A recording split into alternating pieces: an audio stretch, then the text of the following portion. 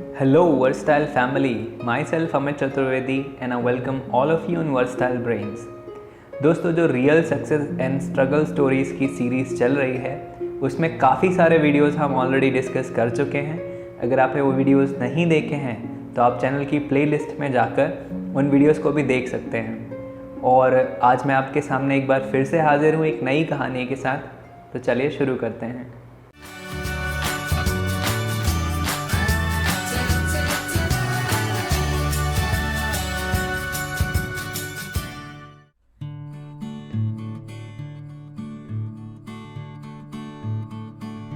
Civil services में जाने के लिए लोग कई तरह के सपने देखते हैं। कोई ऑफिसर बनना चाहता है तो कोई सरकारी नौकरी के लिए सिविल सर्विसेज को बेहतरीन मानता है।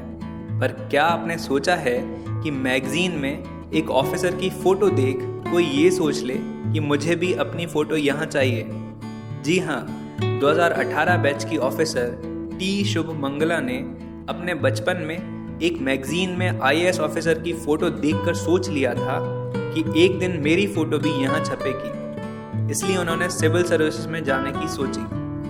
उदयपुर जिले के कोटड़ा में उप जिलाधिकारी के पद पर कार्यरत टी शुभमंगला ऑफिसर जीजी बन यहाँ आदिवासी लोगों की जिंदगी सुधार रही हैं। टी शुभमंगला कर्नाटक की रहने वाली हैं। उनके पिता एक मैकेनिक थे। उनका एक बड़ा परिवार था जिसकी जिम्मेदारी उनके पिता के कंधों पर थी। मंगला के पिता 10वीं के बाद ही पैसे कमाने लगे और एक मैकेनिक के तौर पर काम करने लगे। मंगला और उनके भाई ने ग्रेजुएशन तक की पढ़ाई की। वो अपने परिवार में पहली पीढ़ी थी जो इतनी पढ़ी लिखी थी। मंगला एक होनहार स्टूडेंट रही।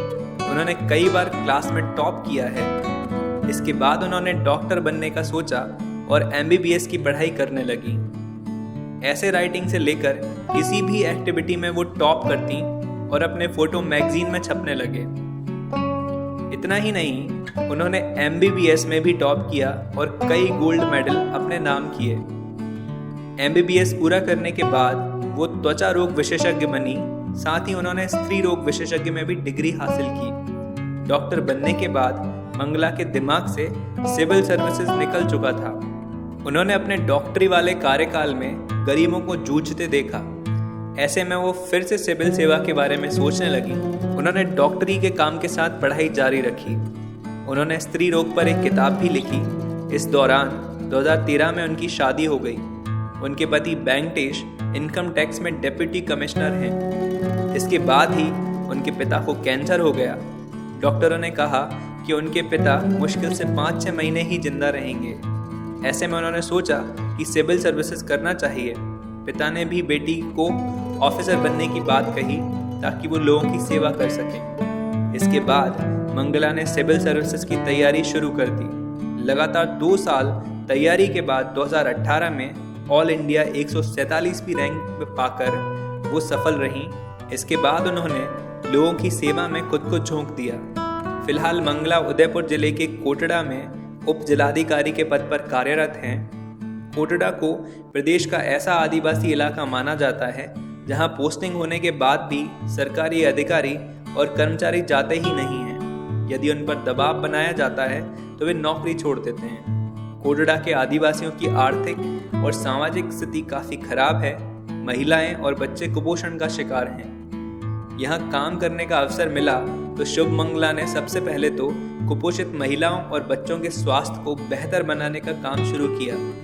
कोटड़ा की 90% आबादी गरीबी रेखा के नीचे जीवन बिता रही है।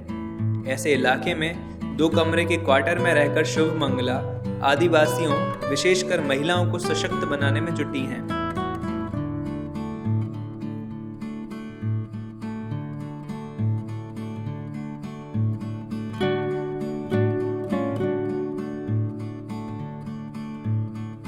आई होप कि ये वीडियो आपको पसंद आया होगा। इस कहानी से आपने काफ़ी कुछ सीखा होगा और ये स्टोरी आपको बहुत ज़्यादा इंस्पिरेशनल लगी होगी।